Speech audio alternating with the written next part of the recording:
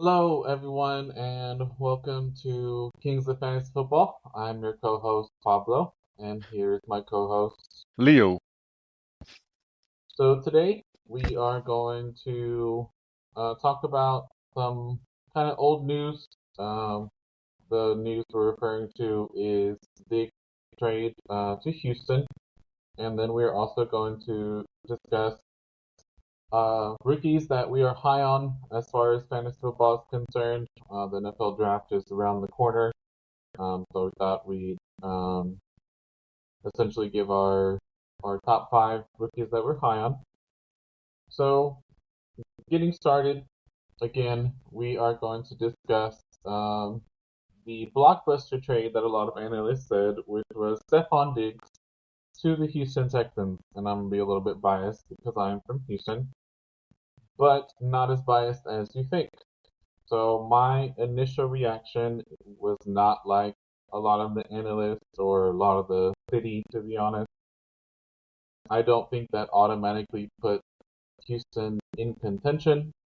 Um, I do think that it improves our team, but I don't think that it gets them in contention like a lot of analysts are saying.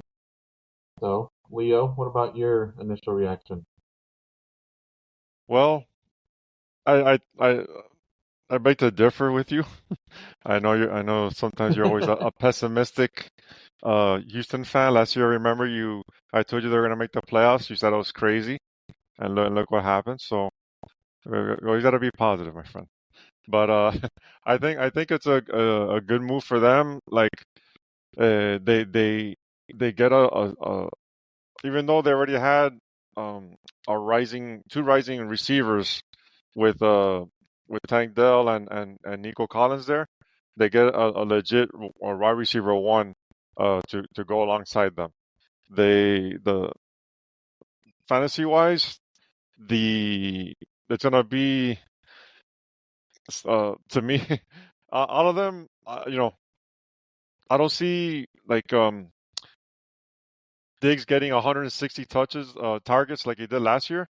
Obviously, that's gonna come down a lot with those two with Collins and Dell there. But he's still gonna be a force there.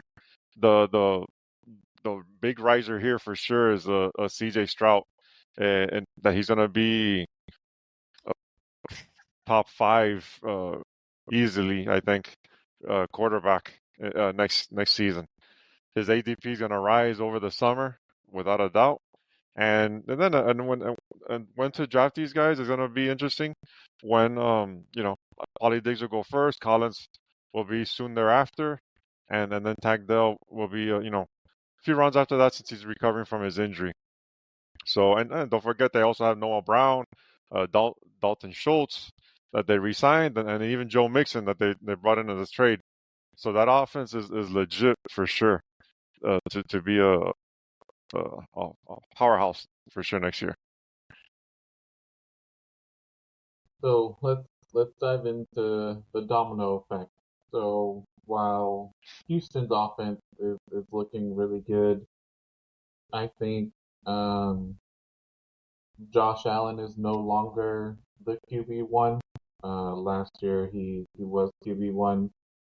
Um, I think unless they have some big NFL draft day moves, sign another receiver, I I don't think Josh Allen has as good of a year. I still think just because of his caliber, he's still going to be um, drafted as a top five QB. But right now, his wide receiving core is um, not as good as Houston's. Um, I do agree with you as far as again the weapons on the Houston side, but again, it's going to affect Josh Allen's ADP, Stroud's. I think in Houston, it's going to be a lot of mouths to feed. I essentially think it's going to be like the Lions, where they had playmakers on offense, yet they were still able to get points.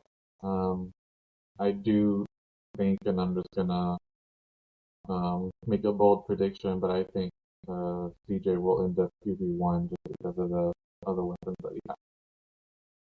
Um, what do you think about the Buffalo side of the trade?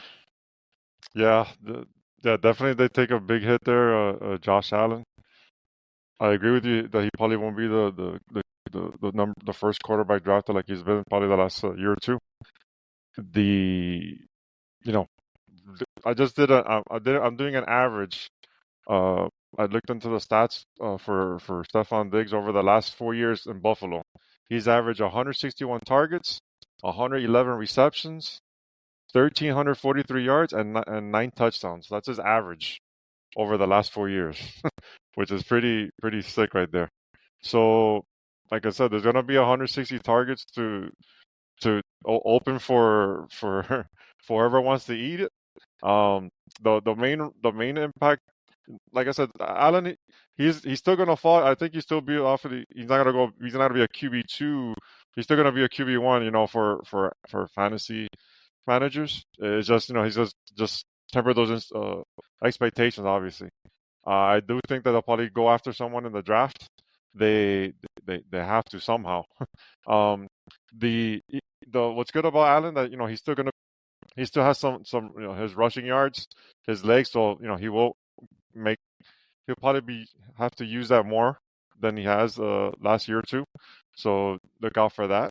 He's always a weapon on the ground. And the two guys that I really like that are still available on this team is Dalton Kincaid, which is the rookie tight end that he was there last season. This is gonna be probably a breakout for him as long as he can stay healthy. He did show some flashes last year, and he's gonna probably flirt with Laporta style kind of offense, like not as the way he plays, but like that kind of his kind of numbers this season. And like one of the our previous free agency pickups that they picked up this year, which I talked a couple episodes ago, which was Curtis Samuel. I told you if if by chance Stefon Diggs leaves, he should be on the rise. So he's gonna get plenty of opportunities to take a big chunk out of those 160 targets that are available, for sure. So I think that is going to be interesting. Like you said, Diggs moving that kind of catapult Curtis Samuel right now into the wide receiver one role, unless they make some big moves on draft day to trade up to get a receiver. What I did find interesting just altogether was the trade itself. I understand Diggs is on the older side. I think he's 31, 32, if I'm not mistaken. But giving up just what was it, like a 6th round pick, um, and then a 2nd round pick, not this year but next year. I honestly thought that they would ask a lot more, but then from what analysts were saying, that the reason why it was done is rumors Diggs has been unhappy. So I think Buffalo kind of just wanted to get something in return. Um, a lot of analysts have also been saying, is his attitude or his history going to be a problem in Houston? I'm hoping it's not. I think as long as uh, D'Amico asserts his you know head coach, Stroud is the leader. So I think the pieces in place will hopefully come out to a positive outcome. So that being said, let's kind of change gears. So again, NFL draft is around the corner. Um, so we'll go ahead and talk about the top 5 rookies that we're high on. So I'll go ahead and go first. So I think, and then we're talking about fantasy wise, right? So who's probably gonna be, top 5 off of the draft boards this upcoming fantasy season? And for number five for me is Caleb Williams. So Caleb Williams, according to Mel Kiper's mock draft, he should be the number one overall pick. He's 6'1", 214 pounds. Kind of has the, uh, I guess, he's shorter than a lot of average NFL quarterbacks. But if we compare him to Bryce Young, who's on the shorter side, he went number one last year. But I think just with the weapons that he has, um, he will try and duplicate CJ Stroud's season, but I don't think it will be as good. But he has a lot of good weapons in Chicago. They just got Keenan Allen. They have DJ Moore, Holcomb Kmet, the tight end. So I think if he does end up starting, which I would imagine he would from day one, being an overall number one pick, um, I think he's gonna have a good fantasy rookie season. So who's your number five? Well, it's funny you say Caleb Williams because he's my number five as well. um, I think yeah. I was debating between him at 4 or 5, but yeah, five is the right spot for him. He'll like I said, he's gonna be the first pick, like you mentioned. He's gonna be the first pick off the board in the NFL draft next week. He has DJ Moore, like you mentioned, Cole Kmet. They did the trade for Keenan Allen. So he's gonna have weapons galore there with a three-headed monster at running back there to do any flare outs and uh, any whatever passes to the running backs there. So he's definitely going to be very productive next year. If he doesn't start, then something somebody is crapped up bed there in Chicago. If he doesn't start because they have nobody really after trading away Justin Fields. So he's a must start for sure. All right. Um, so we we agreed on number five. Um, my number four. And I didn't keep up with him in college, but again, I was just using Mel Kiper's mock draft. But when I'm number four, I have Brock Bowers. So he is a tight end from Georgia, 6'3", 243 pounds. And he is predicted to go to the Denver Broncos.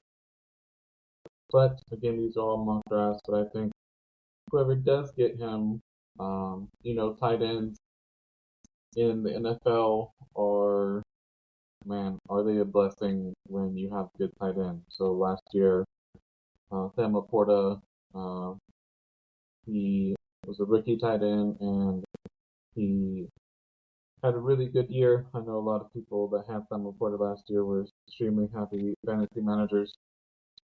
I don't think that Brock Bowers will duplicate that. But I think that if he is drafted as high as people are thinking, I think he's a day one starter. And I think fantasy wise, um, he should end up as a top 10 tight end. So who's your number four? My number four is Jalen Polk. But before I talk about him, I just want to talk about Brock Bowers because I do have him. He's just a spot ahead. I have him at 3. Um, he is I just because I don't want to if we're gonna go to someone else, then I just might as well just talk about him right now. uh, but Yeah. basically, yeah, he's Brock Bowers. He's gonna be. He was an elite tight end in college. He had a total of he was a number one option there at Georgia at tight end, and he's like you were mentioning, he's gonna be like a Sam Laporta kind of presence. Wherever lands him's gonna be um, very very happy, and also in fantasy, he's gonna be the first in your dynasty drafts. He's gonna be one of the first tight end, the first tight end taken without a doubt. probably you might have to use like either a top five, top six pick to try to get him in dynasty, because he's gonna fly off the board for sure. Okay.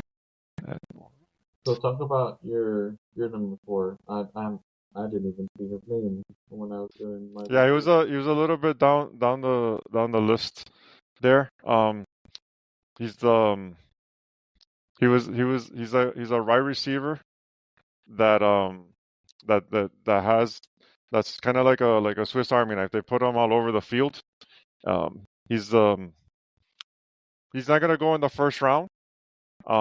But he's he will make some plays. He's gonna make a lot of plays and he's someone that you wanna like you wanna target in the uh second round of your dynasty drafts. Okay. And but yeah, definitely someone to look out there for sure. All right. So the rest of my list is going to be kind of repetitive, but the rest of my list is nothing but wide receivers. I think over, let's say maybe the last 2, 3 years, um, wide receivers to me are becoming a better choice than running back to draft early. Uh, no offense to Christian McCaffrey managers last year. You guys were extremely happy. But I just think um, the history of injuries that running backs have been sustaining, I feel terrible for all the running backs who are getting season-ending injuries. Um, they work hard to get to the stage of the NFL. Some of them, get injuries. Some of them, um, get injured more than one time. Um, so I just think, again, fantasy wise, to me it's a lot safer draft a wide receiver early. So for my number three, I have Rome Odunze, the wide receiver from Washington. He is 6'3", 212 pounds. According to mock draft, he should land with the Giants. Um, if that is the case, I think it would be um, a necessity for the Giants. I think they need a big receiver, tall, who can win those jump balls. Washington made it to the college football playoffs last year. He had a really good season. He had a good quarterback with him. So I think that if he does again end up with the Giants or just any team, um, having a tall wide receiver in the NFL again has kind of become a necessity. You look at the great Justin Jefferson, Jamar Chase. Those are our organization changing receivers. So I think that this draft specifically, a lot of good wide receivers out there, but I have a Doomsday number three. I think you mentioned you have Brock Bowers, but who else do you have? Yeah, so yeah, since like I said talked about Brock Bowers earlier, my next like the last two that I have left is also receivers as well. So my next guy is Malik Neighbors from LSU. He's and who I'm sure is probably your other player is Marvin Harrison have been the top two guys named that are gonna go high off the board as including Romeo and Duze, as you just mentioned. Those three top have been the top three receivers on everyone's board, and all the experts are saying and stuff like that. So definitely something to to go knowing into your dynasty drafts that you're gonna probably be drafting a lot of receivers. If you notice, neither one of us have mentioned a running back this this this in this podcast because this this is probably like one of the lower rankings running backs class in a while. There are maybe a couple guys, but that's another story for another day. But in terms of for right now, Malik Neighbors. He's definitely a receiver that not like I said, not I'm not the only one high on, but everyone else is. Last year in his senior season, he had a monstrous season with 89 receptions, 15 1,569 yards and 14 touchdowns, which is pretty impressive if you ask me. And throughout his career, even the year before that, he had 72 receptions, over 1,000 yards, and stuff like that. Just last year was a big jump that he took the next level, getting touchdowns. So he's definitely someone that everyone should be high on, heading into the draft and into your dynasty draft and regular season redraft as well. So let's talk about him a little bit more. So I have him next. Now, the mock draft that I saw have him going to the Chargers. I think if that does happen, I think Justin Herbert's going to be really happy. Um, Losing Keenan Allen, losing his wide receiver too. Mike Williams. He needs he needs someone. So I think that Harbaugh trying to get his star quarterback some help. I just think that would be um, the godsend if they are able to get Neighbors to the Chargers. And again, I just think that will truly help Justin Herbert because right now people might be questioning on drafting him as their QB1, but I think getting that true wide receiver one with Neighbors if he ends up with the Chargers, I think that should definitely be some people who are debating of drafting him. So looks like our consensus number one is Marvin Harrison Jr. Marvin Harrison Jr., Ohio State, 6'3", 209 pounds. Um, some people have been comparing him to his father, Marvin Harrison Sr., who was in Indianapolis for years. Mock draft says that he's going to end up in the Cardinals. So if that is the case, do you think that helps Kyler Murray if he ends up with the Cardinals?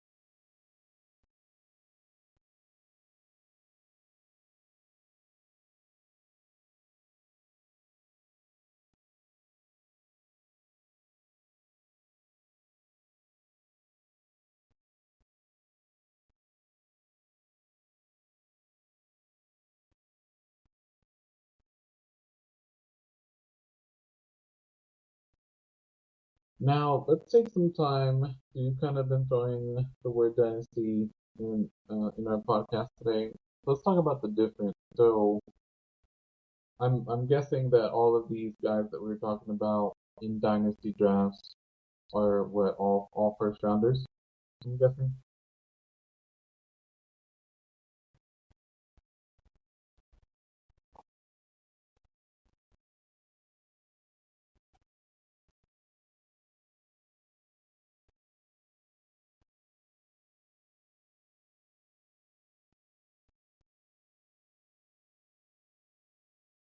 So let's talk about the difference between that and just standard, PPR or standard.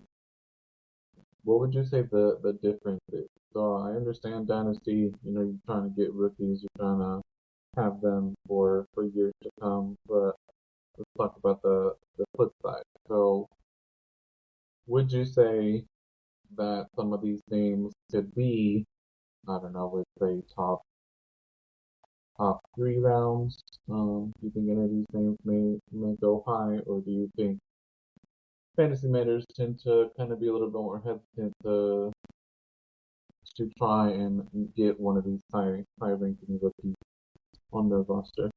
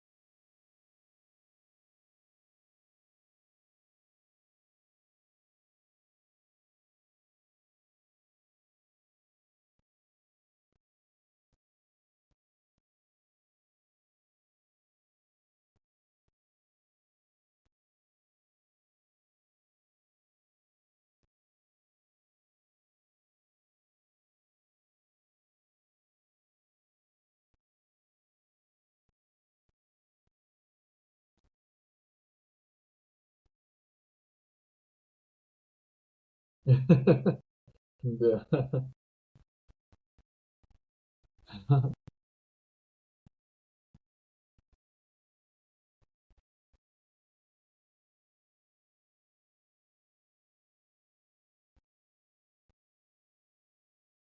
So then, what about the flip side? So I think again for non-dynasty leagues, um, I think our list probably kind of it still stays the same. I think the people that gamble on wasting a high draft pick on some of these rookies, it may pay off. That's why I gamble, but it may not.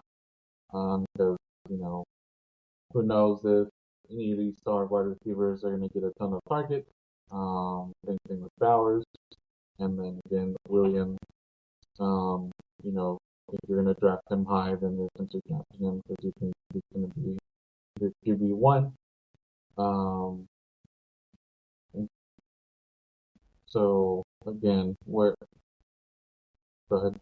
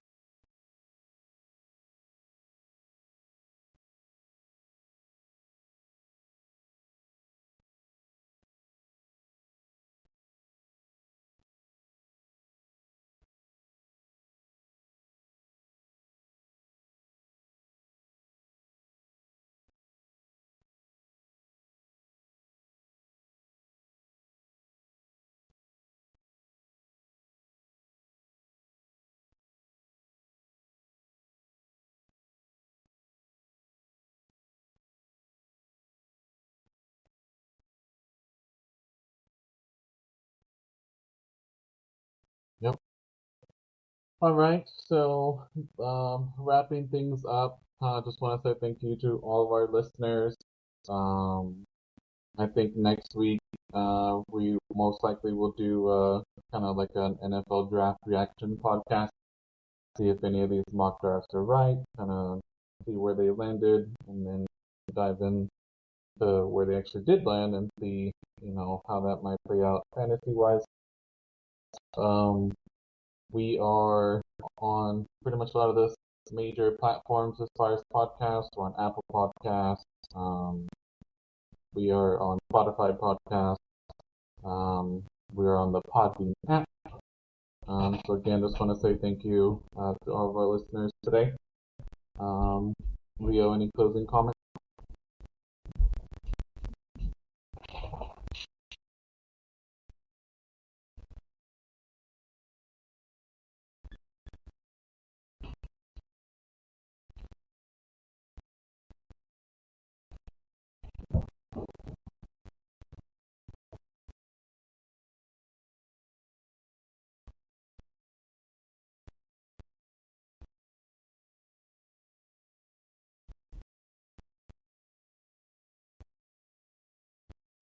So you can reach me on X as well. My handle is at ArchReaper. That's